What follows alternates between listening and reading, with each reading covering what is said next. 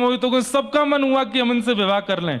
भगवान जब नृसिंह बन करके आए तो जितने भी वन की सिन्हियां थीं, ठाकुर जी का रूप देख करके मन में हुआ कि यही हमारे प्रियतम बन जाएं। भगवान जब बराह बन करके आए तो जितनी भी बरही थीं सब ठाकुर जी के रूप पर मोहित हो गए, सबकी इच्छा हुई कि हम इनके विवाह कर लें। भगवान जब राम बन करके आए, दंडक वन में गए तो जितने भी संत थे, अरे स्त्रियों की तो छोड़ो, वो साधु महात्मा जो हजार हजार वर्षों से बैठे हैं तपस्या में, राघव जी की एक छटा देख करके उनके मन में भी प्रियतमा जैसा भाव आने लगा, जैसे ये प्रियतम और हम प्रियतमा हैं। एक बात तो माननी पड़ेगी कि ठाकुर जी के सन्मुख, अगर ठाकुर जी सन्मुख आ गए तो अगर दर्शन करने वाला पुरुष है उसके चित्त में भी वो भावना प्रकट होने लगेगी जो एक प्रियतमा की पति के प्रति होती है। इसमें आपका वश नहीं चलेगा। इसीलिए महादेव गोपी बने, क्योंकि वहां पुरुष रह ही नहीं पाएगा। वो पुरुषोत्तम है, पुरुषोत्तम जो उत्तम पुरुष है उसके आगे सब स्त्रियां हैं। ध्रुव स्तुति में एक बात आती है, और ध्रुव जी महाराज कितने वर्ष के हैं? प्रहलाद जी और ध्रुव जी ये सम उम्र के ही हैं। ध्रुव जी महाराज भगवान का प्रथम दर्शन करते हैं, 4 वर्ष के हैं ध्रुव जी, और पहली बार श्री हरि को सन्मुख देख करके क्या कह रहे हैं वो सुनने लायक बात है। मुझे इतनी प्रिय लगती है ये बात। आहा, ध्रुव जी महाराज के सामने गरुण पर आसीन होकर के श्री हरि पधारे हैं, और प्रथम दर्शन श्री ध्रुव जी महाराज ने ठाकुर जी का किया है। इस प्रसंग को सुनकर के गोपी गीत या फिर रास पंचाध्यायी में संशय प्रकट नहीं होगा आपके चित्त में। आहा, ध्यान से सुनिए। तद्दर्शनेनागत साध्व सच्चिता ववन्दतांगं विनमय्य दंडवत् द्रग्भ्यां प्रपश्य प्रपिवार्निवार्भक चुम्बन् निवास्येन भुजैर्निवाश्लिषन्। 4 वर्ष के ध्रुव जी, 4 वर्ष का कोई बालक है यहाँ पे? नहीं होगा। 4 वर्ष के बालक को एक बार देखना कैसा लगता है। वो ना ज्यादा सुधरा हुआ ना ज्यादा बालवत, बिल्कुल सामान्य सा है, अभी स्वयं से चलना भी नहीं जानता, ठीक ठीक है, ज्यादा संसार का बोध नहीं है, बिल्कुल बोध नहीं है, 4 वर्ष का है, तुतला के बोलता है। वो 4 वर्ष के ध्रुव जी के सामने भगवान खड़े हैं, और ध्रुव जी क्या कह रहे हैं? पहले तो देखते रहे, पता ही नहीं है कि दंडवत करना होता है। तो फिर गरुण जी ने कहा प्रणाम करो, भगवान आए हैं। तो ध्रुव जी महाराज दंडवत करते हैं। तब गरुण जी बोले इतनी देर हो गई, तुम क्या देख रहे हो? तो ध्रुव जी गरुण जी को बता रहे हैं, ठाकुर जी को नहीं। बोले ये इतने प्यारे लग रहे हैं, मेरा मन हो रहा है कि मैं इनकी गोद में चढ़ के इनके गालों को खा जाऊं, इतने प्यारे लग रहे हैं। चुम्बन निवास्येन भुजैर्निवाश्लिषन्, मन होता है कि मैं इनके अंक को अपने अंग में ऐसे भर लूं और भर के इनके गाल पर चुम्बन कर लूं। 4 वर्ष का बालक ठाकुर जी को देख करके ये भावना रखता है। वो मत्स्य बनते हैं तो मछलियां मोहित हो जाती हैं, वो कूर्म बनते हैं तो कछुआ, मादा कछुआ मोहित हो जाती हैं, वो बराह बन के आते हैं तो बरही मोहित हो जाती हैं, वो नृसिंह बन करके आते हैं तो सिंहनियां मोहित हो जाती हैं। जब वे राम बन करके आते हैं तो दंडक वन में हजारों वर्षों से तपस्या में बैठे हुए, कंचन कामनी से कोसों दूर, वे सब संत जन भी राघव जी की छटा को देख करके उनके प्रति प्रियतम का भाव रखने लगते हैं। सारे अवतारों में ठाकुर जी ने सबको देखा और सबको वरदान देते गए, द्वापर की प्रतीक्षा करो, द्वापर की प्रतीक्षा करो, द्वापर की प्रतीक्षा करो। आज समुद्र की वे असंख्य मछलियां जिन्होंने मत्स्य दर्शन किया वो गोपी बन के आई हैं। आज वे समस्त कच्छप दर्शन करने वाली मादा कछुआ सब गोपी बन के आई हैं। वे दंडक वन के सभी संत जो राघव जी को प्रियतम मान रहे हैं वे सब गोपी बन के आए हैं। अरे कहां तक कहें, वेद, वेद तो शब्द है, वेद के तो अंग नहीं होते, वेद का तो रूप नहीं होता, वेद तो केवल शब्द बनकर के प्रकाश आकाश में भ्रमण करता रहता है। वो वेद तक ठाकुर जी के रूप पर मोहित हो जाता है। आज वो वेद की ऋचाएं भी गोपी बन करके आई हैं। तो श्रुति रूपा, स्मृति रूपा, भगवत रूपा, साधन सिद्धा सब गोपियां हैं व्रज की। आप उन पर संशय नहीं कर सकते। ये एक जन्मों की प्राप्ति नहीं है रास में, ये अनेक जन्मों की प्रतीक्षा है कि आज ठाकुर जी मिले हैं। भगवत दर्शन का फल क्या है? मुक्ति। वो सारी मछलियां मुक्त होकर गोपी बन के आई हैं, सारी कच्छपियां मुक्त होकर के गोपी बन के आई हैं, नृसिंह दर्शन करके सिंहनियां आज गोपी बन के आई हैं। और मैं अगर ये बात कह रहा हूं कि कच्छप रूप पर केवल कच्छपियां ही मोहित हो रही हैं तो भी मैं गलत हूं। जलचर जितने जीव हैं सब मोहित हो रहे हैं ठाकुर जी पर। इतने सुंदर हैं हमारे श्याम सुंदर। कहते कहते कभी कभी मन भर आता है, कितने सुंदर होंगे वे जो सब मोहित हो जाते हैं उन पे। आज वे सब गोपियां बन करके आई हैं और उन सबको ठाकुर जी ने आज्ञा दी थी कि मैं मिलूंगा। कब मिलोगे? बोले शरद पूर्णिमा की रात्रि को। शरद की रात्रि को? अच्छा। अब यहां एक बड़ी गुप्त कथा है, सुनो।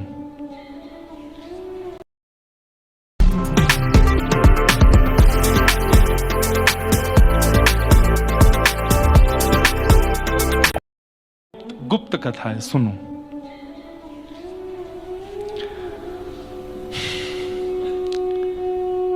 जब से श्याम सुंदर ने श्री प्रिया जी का दर्शन किया, बहुत ध्यान से बैठिएगा और सावधानी से सुनिएगा। जब देखी वृषभानुजा हिय बिच उठी हूंक, वंशी रह गई हाथ में फिर न लागी फूंक। जब से श्री प्रिया जी का दर्शन किया है और अभी गोवर्धन लीला हुई, तो गोवर्धन लीला में जब ठाकुर जी ने गिरिराज जी धारण किए उसी समय श्री वृषभानु बाबा किशोरी जी को लेकर के सामने खड़े हो गए। तो किशोरी जी के प्रभाव से ठाकुर जी 7 दिन तक खड़े रहे। अब ये सब दृश्य, ये सब भाव में पहले भी कथाओं में बहुत बार विस्तृत रूप से बता चुका हूं कि गर्गाचार्य जी क्या क्या बता के गए थे। आज सब ब्रजवासियों ने कहा कि भैया, हे नंद बाबा, हे भानु बाबा, आपके दोनों बालक जो हैं ये ब्रज की रक्षा करते हैं, इनका ब्याह करो। और तब ठाकुर जी का विवाह किशोरी जी से हुआ। कहां हुआ? भांडीर वन में हुआ। किसने कराया? ब्रह्मा जी ने कराया। गर्ग संहिता की कथा। तो एक नियम होता है कि ब्याह के बाद कुछ दिन घर में रहने के बाद फिर बहू महीना 1.5 महीना के लिए अपने पियर जाती है। तो किशोरी जी गई हैं बरसाने और श्री ठाकुर जी की ये स्थिति है, इतने छटपटाते रहते हैं, मन ही नहीं लग रहा है बिना श्री जी को देखे। मधुमंगल तन सुखा मन सुखा धन सुखा। बोले लाला सही कह मैं? सब लोग बोले का? बोले ब्याह के बाद सब बदल जाए, तू बदल गो। बोले क्यों? इतनो आनंद करवे वारो, इतनो मचलवे वारो, ऐसे उछल उछल के खेलवे वारो, पूरे दिन गुम सुम सो बैठो रे, का है गो? अरे ना है कछु ना है। बोले ना बता ना लाला। बोले श्री जी के दर्शन की इच्छा है रही है, मैं कहा करूं? ये तो ब्याह है कि भी वियोग खत्म नहीं है रो है। 1.5 महीना को काय को चली गई है अपने बरसाने। तो राधा जू के रिजवन कारण नाना रूप धरावे, कान्हा मोर बन आवे, कान्हा लिलिहारी बन आवे, कान्हा जोगी बन आवे, कान्हा सखी बन आवे। रूप बदलते हैं ठाकुर जी श्री जी से मिलने के लिए। तो सबरे ग्वाल बाल बोले लाला तू को दर्शन करने? बोले हाँ। तू हमते बता दे कर, सब करवे को तैयार है। बोले कहा करोगे? बोले तो को सखी रूप बना के ले चले बरसाने, तेरा ऐसा श्रृंगार करेंगे कोई नहीं पहचाने को। वैसे तो लाला तेरा अब अधिकार है, तेरा ब्याह है गयो है, तू तो वैसे भी अपने प्रकट रूप में जा सके। ठाकुर जी बोले ना मुझको शर्म आवे, ऐसे जाऊंगा फिर मैं बात बने, और फिर बात बनती बनती नंदगाम यशोदा मैया को पता चलेगी तो वो अलग कहेंगी, अच्छा मैं मिल के आयो बहुते नेक ना रुको जा रहो तो पे घर पे। तो ठाकुर जी ग्वाल वालों से बोले कछु करो। बोले लाला तो कुछ सखी बना दे। नेक देर लगे, ठाकुर जी के केश खोल दिए, बंधुओं इतने लंबे केश हैं भगवान के, क्योंकि मुंडन नहीं हुआ जन्म के बाद, मुंडन नहीं हुआ ठाकुर जी का। तो नाथद्वारा में आज भी नियम है कि दान लीला के जब दर्शन होते हैं तो ठाकुर जी की बेणी नहीं आती। नहीं तो अब यहां तो नहीं दिखेंगे, हमारे लाल जी ऐसे बेणी धारण करते हैं, चोटी धारण करते हैं, पैर से नीचे तक चोटी है ठाकुर जी की। दान लीला का जब दर्शन होता है नाथ द्वार में तो ठाकुर जी की चोटी कमर से बांध दी जाती है। क्यों? क्योंकि मक्खन चुरा के भागेंगे, तो भागते हैं वाके 10 सेकंड बाद चोटी उठती है ठाकुर जी की, इतनी लंबी है। तो उसको ठाकुर जी कमर पर बांध के चलते, कहीं गोपी पकड़ नहीं ले, पीछे से चोटी पकड़ लें, भाग कहां भागे वो। ठाकुर जी के केश खोल दिए, बीच की मांग निकारी है, आहा सिंदूर पधरायो है, ऊपर से वो क्या पहनते हैं सिर पे, क्या बोलते हैं उसको, हाँ जो भी बोले वो धारण किया, कानों में कुंडल पहने हैं, आंखन में काजल लंबो लंबो लगाए हुए है, मुख पर सुंदर लालिमा लगाई है, नाक में नथ बेसर पहनी है, गले में हार पहने हैं, हाथ में चूड़ी पहनी है, लहंगा पहनी, चुनरी पहनी, सब बिल्कुल सुंदर श्रृंगार कर लियो। ग्वाल बाल बोले लाला तू छोरी हो तो ना हम तोते ही ब्याह कर लेते। कृष्ण लला तुम होते लली तो गरे कट जाते करोड़न के। लेकिन लाला तेरो श्याम वर्ण कैसे ढके? ठाकुर जी बोले कछु तो करो। लगे सबरे ग्वाल बाल चंदन घिसवे, महाराज खूब सारो चंदन घिसो और चंदन घिस करके केसर युक्त चंदन ठाकुर जी के श्री अंग पे लगायो। पीरो चंदन श्याम ठाकुर जी को अंग, तो चंदन सूखने के बाद ठाकुर जी के अंग पे गोरो गोरो सो नेक अंग प्रकट होने लगा। कहीं कहीं सांवले हैं, कहीं कहीं गोरे, लेकिन इतने सुंदर लग रहे हैं, इतने मधुर लग रहे हैं। पालकी में बैठा करके ले जा रहे हैं।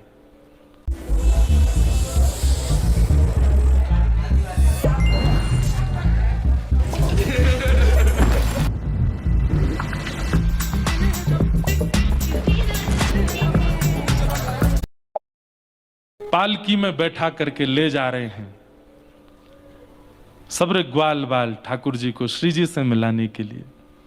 और नव दुल्हन की भांति बैठे हैं ठाकुर जी और बैठ करके जा रहे हैं। जैसी बरसाने पहुंचे, अपने घूंघट में से जैसे अटारी देखी है श्री जी के भवन की, ठाकुर जी भाव विह्वल हो गए। किशोरी जी के दर्शन नहीं हुए, इतने दिन हो गए, व्याकुल हो रहे हैं, इतने भाव विह्वल हो गए कि यहां श्री जी विराज रही हैं, कितना भाग्यशाली ये भवन है, या में मेरी श्री जी रह में। जैसे भाव विह्वल हुए तो नेत्रों से अश्रु गिरने लगे। अश्रु पहुंचवे के चक्कर में यहां तो चंदन छूट गो, यहां तो चंदन छूट गो। मधुमंगल आदि ने जैसे देखे तो ठाकुर जी फिर से श्याम वर्ण के गए। अरे लाला रो काई को रोए, ऐसे रो रो जैसे नई बहू विदा है रही हो, काई को रो रहे? अरे ना बरसाने आए गए ना, या बरसाने के कण कण में श्री जी के चरणारविंद अंकित हैं, तो वो सोच करके मुंह को विरह है गो। अब क्या करूं, सबरी गोपी तो पहचान जाएंगी। वो लाला तू ऊंचो घूंघट कर ले। सो ठाकुर जी ने ऊंचो घूंघट कर लियो, हाथों पे तो अभी भी चंदन है। सब सखियां बोली अरे कौन सी बहु है लेके आ रहे हो? बोले नंद बाबा ने भेजी है। बोले नंद बाबा ने कहां से आई? बोले ऊंचे गांव के बड़े गोप हैं, उनकी बहू है।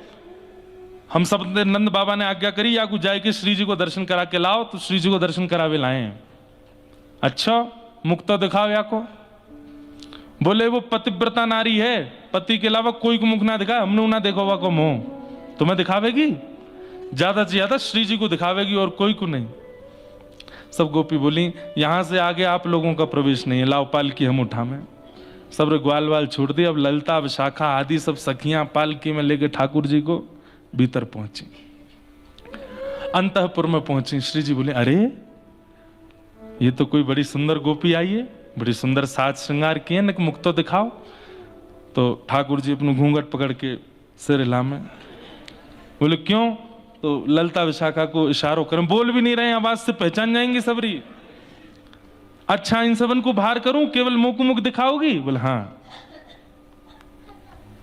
जैसे सब सखियां बाहर गईं, किशोरी जी आई, आओ मेरे पास बैठो। कौन से गांव से आई हो, कहां नाम है तुम्हारो?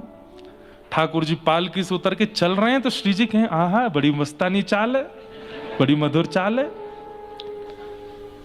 चाल देख करके, ढाल देख करके श्री जी मोहित होती जा रही हैं। अभी मुख नहीं देखा है, जिस भांति से चुनरी पकड़ी है घूंघट की, तो जो हाथों की आकृति है वो भी इतनी सुंदर है, सब कुछ इतना मधुर है। श्री जी के चित्त से कभी श्याम सुंदर विलग नहीं होते, लेकिन आज एक ऐसी सखी आई है कि जिसने श्याम सुंदर के चित्र को चित्त से अलग कर दिया है। श्री जी अब और व्याकुल हो रही हैं देखने को, है कौन ये जो श्याम सुंदर भुला रही है मेरे चित्त से। और जैसे ही घूंघट ऊपर कियो है, किशोरी जी को एक बार को तो ऐसी सुंदरता कि मूर्छा जैसी आने लगी, और जैसे तैसे जब होश में आई, गाढ़ आलिंगन किया ठाकुर जी का। श्याम सुंदर आप आए हैं। ठाकुर जी के नेत्र पुनः सजल हो गए। आप रो क्यों रहे हैं, क्या बात है?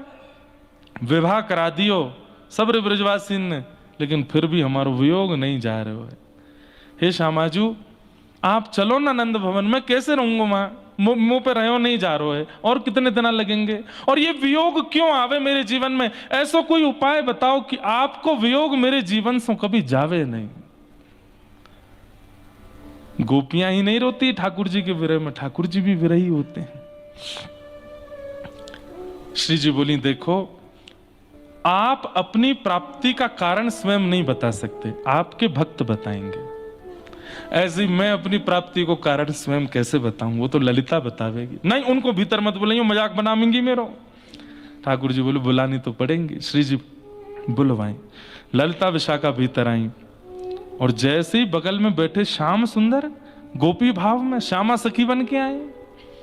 अब तो ललिता आदि सखियां इतनी भाव विवल दौड़ करके गई, थाल सजा करके लाई। अरे वाह, आज तो सखी रूप धारण करके आए हो, बड़े सुंदर लग रहे हो, बड़े प्यारे। आरती करी। श्री जी ने कही, शंका को समाधान करो। बोले क्या? ठाकुर जी चाहे कि मेरो वियोग इनको कभी नहीं हो, उसके लिए इनको क्या करना पड़ेगा वो बताओ। ललिता विशाखा बोली, अच्छा ठाकुर जी, पहले पांव पड़ो ललिता के, पहले हमारे पांव पड़ो, चरण में प्रणाम करो। ललिता जी को प्रणाम कियो, विशाखा को प्रणाम कियो, अष्ट सखीन को प्रणाम कियो। बोले ऐसा कोई अचूक उपाय बताओ कि श्री जी को विरह मुकु को भी हो ही नहीं। तब ललिता जी बोली, प्रेम की स्वामिनी है, महादेव को भी प्रेम वही सिखाती है। ललिता जी बोली, आपको एक अनुष्ठान करना पड़ेगा। बोले कौन सा अनुष्ठान?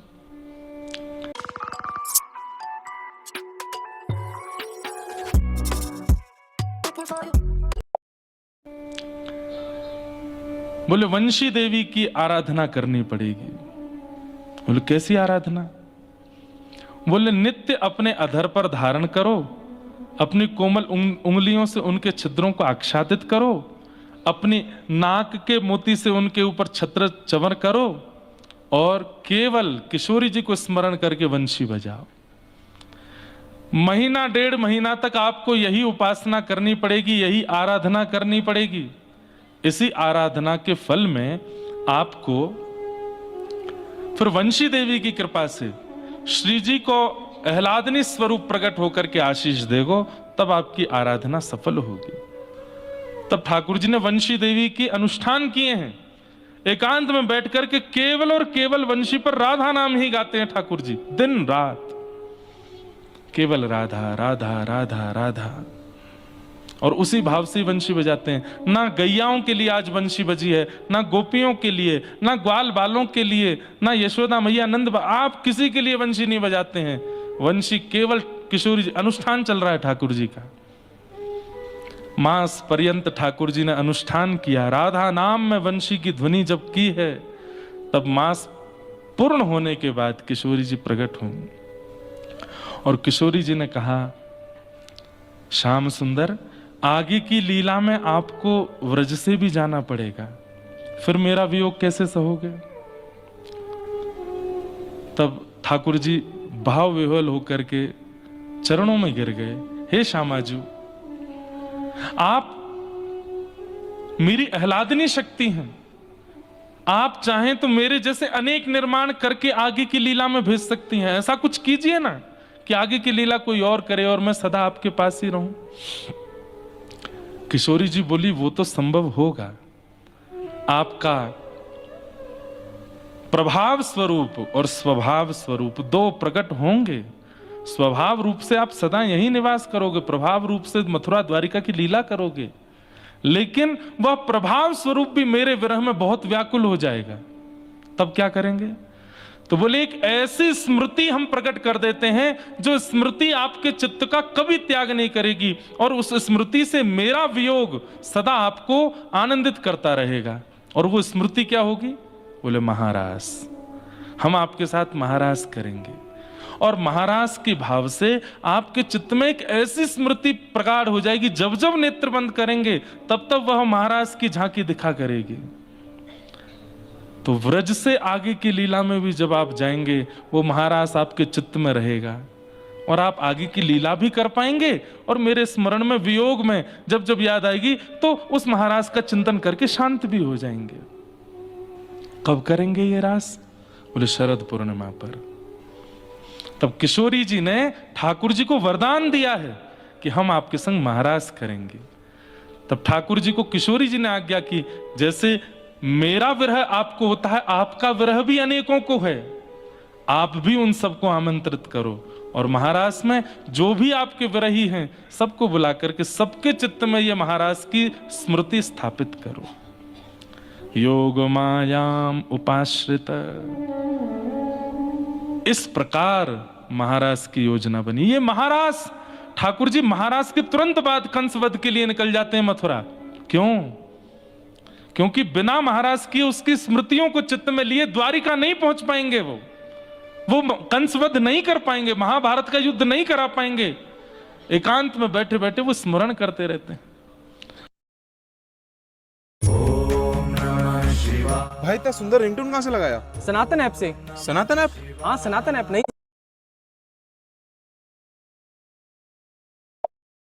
एक धन्ना जी करके भगवान के भक्त थे, छोटे से थे। घर में संत आए, संत शालिग्राम भगवान की सेवा करते थे। अब धन्ना जी बैठ करके देखते थे, और देखते ही बड़े खुश होते थे। कभी दही से स्नान, दूध से स्नान, पंचामृत से स्नान, जल से स्नान, इत्र आदि लगा के, तिलक लगा के उनकी आरती पूजा, तुलसी अर्पण, ये सब देख करके धन्ना जी को बड़ा आनंद आता था। अब भले ही खेल के रूप में सही, धन्ना जी को बड़ा मन लगता था उसमें। कुछ दिन बाद संत जाने लगे तो धन्ना जी रोने लगे, बोले कि आप तो चले जाओ लेकिन अपने ठाकुर जी मुझको दे जाओ, उनकी सेवा मैं करूंगा। अब तो इतना रोए, इतना रोए, इतना रोए धन्ना जी कि संत का निकलना मुश्किल हो गया। तो संत ने क्या किया, रात्रि में धन्ना जी सोए, बाहर से काला काला एक पत्थर ले आए और उस पर इत्र आदि लगा के, उसको तिलक विलक लगा के उसको सिंहासन पर बैठा दिया और अपने ठाकुर जी को नीचे बैठा दिया। धन्ना जी सुबह बोले, संत जी आप मत जाओ, छोटे बालक। संत बोले अच्छा देखो, अंदर आओ मंदिर में। मंदिर में गए तो बोले देखो वो तो सिंहासन पर ठाकुर जी बैठे और नीचे हमारे ठाकुर जी बैठे, बताओ तुमको कौन से चाहिए। धन्ना जी बोले मैं तो सिंहासन वाले लूंगा, बड़े वाले ठाकुर जी मेरे। बोले ठीक है तो उनकी सेवा करो, अब हमको जाने दो। अपने शालिग्राम जी को लेकर के संत चले गए। अब धन्ना जी उस पत्थर की सेवा करते हैं, असली शालिग्राम तो संत अपने संग ले गए, लेकिन धन्ना जी इतने भाव से सेवा करते थे।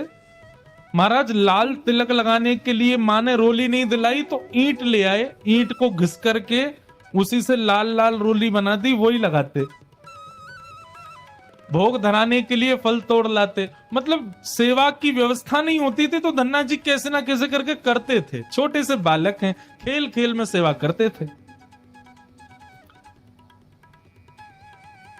बीच में संत किसी और के घर में आए तो धन्ना जी वहां जाके अपनी सब सेवा बताते, मैं ऐसे ऐसे करता हूं। संत बोले भोग नहीं लगाते अपने ठाकुर जी का? बोले भोग। बोले तुमको भूख लगती है? बोले हाँ, ऐसे ठाकुर जी को भी भोग लगाना चाहिए ना।